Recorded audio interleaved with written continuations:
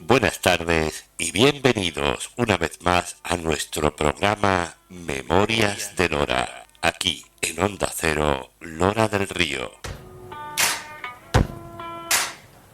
Hoy nos vamos a situar en lo que pasó en nuestra villa y su entorno hace 130 años. Pero antes les vamos a contar algo importante que ocurrió en la primera mitad de ese siglo, y es que había un ministro de apellido Mendizábal que dictó un decreto por el que las propiedades de la nobleza y de la iglesia debían pasar a los menos pudientes. Ese era el impuesto a los ricos de aquella época, pero a lo bestia. ¿Qué pasó? Pues que quien tenía que hacer los repartos de tierras y de los bienes expropiados, sobre todo a la iglesia, los pusieron a la venta a unos precios que los pobres no podían pagar, pero que para los ricos era una ganga y por tanto un gran negocio. Así que los pobres eran igual de pobres, pero los ricos fueron más ricos. ¿A que esta historia se parece mucho a lo que están haciendo con la sociedad española hoy día?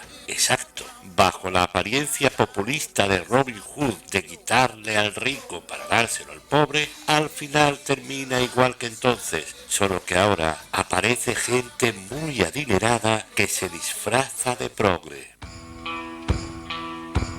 Pero sigamos con nuestra historia, porque todo no iba a ser malo en aquella época. Por los bolsillos de los loreños circulaba mayor cantidad de dinero. Gracias a esas desamortizaciones se pusieron nuevos terrenos en cultivo, lo que dio trabajo a muchos jornaleros y aparecieron nuevos oficios artesanos.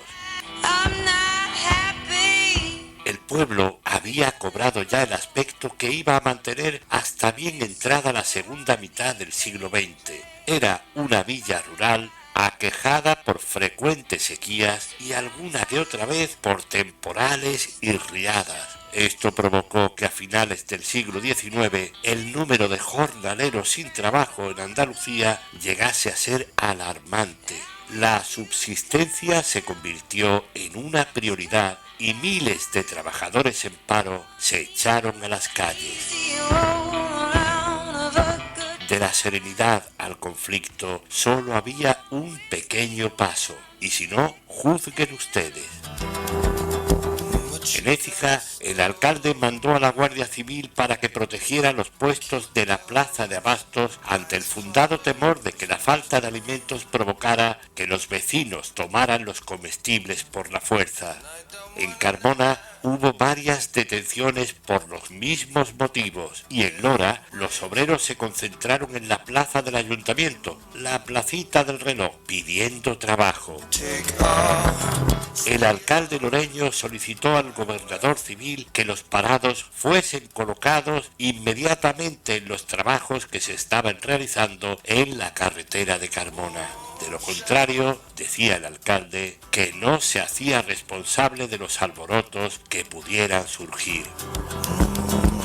Era innegable que la agricultura no pasaba por sus mejores ratos. Los agricultores se quejaban de las excesivas tarifas del transporte de mercancías por ferrocarril y demandaban del gobierno que reformase los aranceles y la contribución de consumos antes de que los trabajadores abandonasen el campo y las empresas que de él dependían.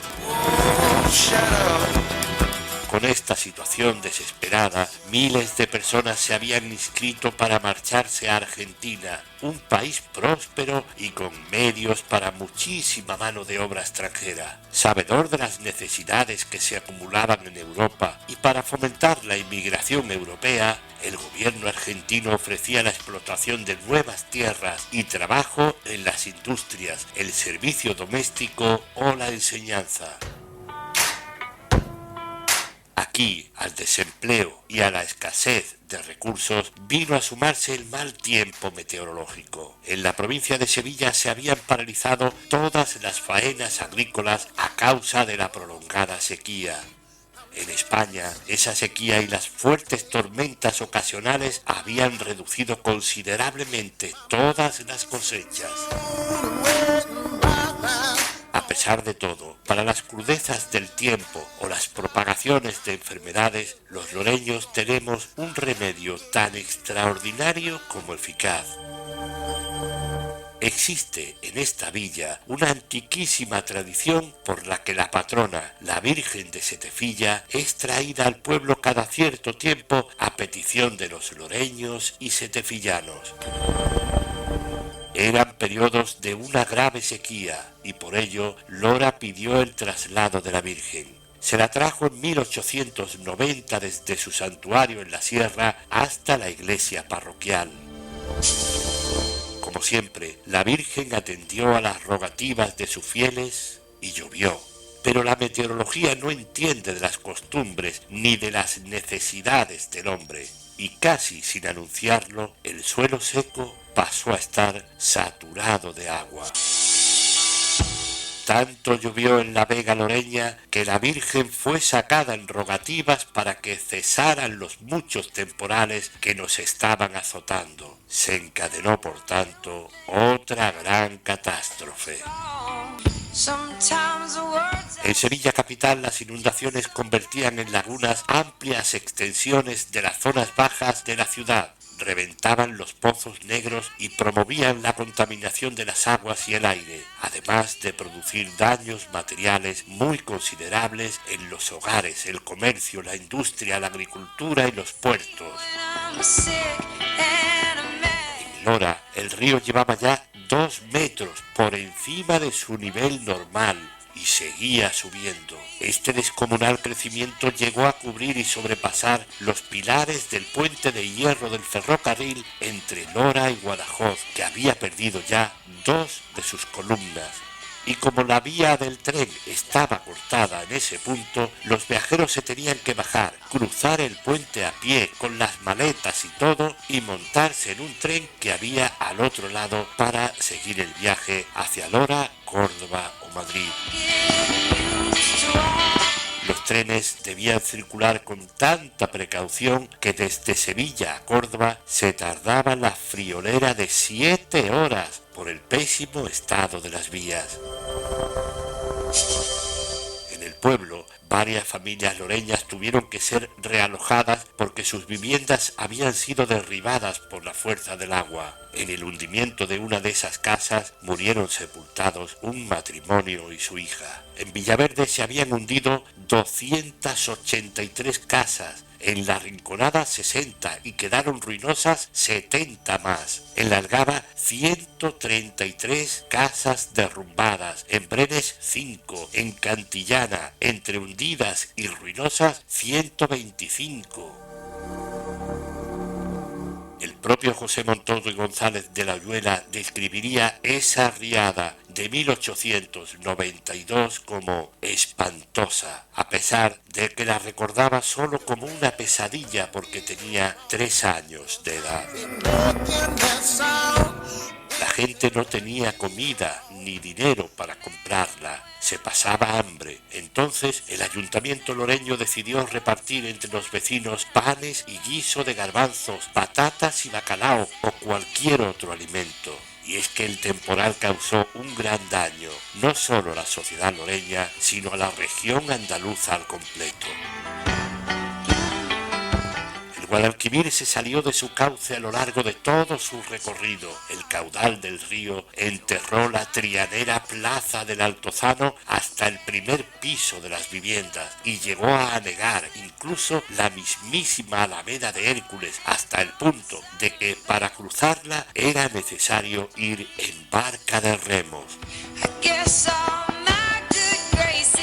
Habiendo sido remediada la sed de tierras y siembras, los loreños decidieron el regreso de su patrona al santuario de la sierra en 1893.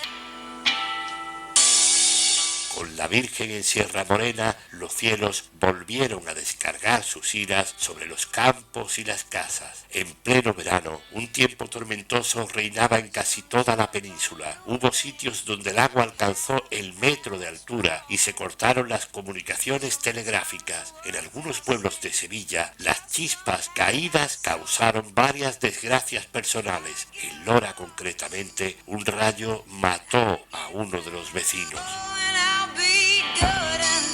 Cerrado el capítulo de las lluvias devastadoras, antes de acabar aquel siglo XIX, volvió la sequía y mucha gente tuvo que abandonar los campos por la falta de agua que poco antes lo había inundado todo. Y este ha sido, amigos, el capítulo que les hemos contado en el día de hoy de estas Memorias de Lora, en Onda Cero, Lora del Río, el mismo pueblo que hace 130 años sufrió, entre sequía y sequía, una de las más graves riadas de toda nuestra historia. Hasta el próximo día, un fuerte abrazo de su periodista de pueblo, Diego Delgado Díez. 9 hard inches like a pitchfork long. So honey, lift up your dress and help me sing this song.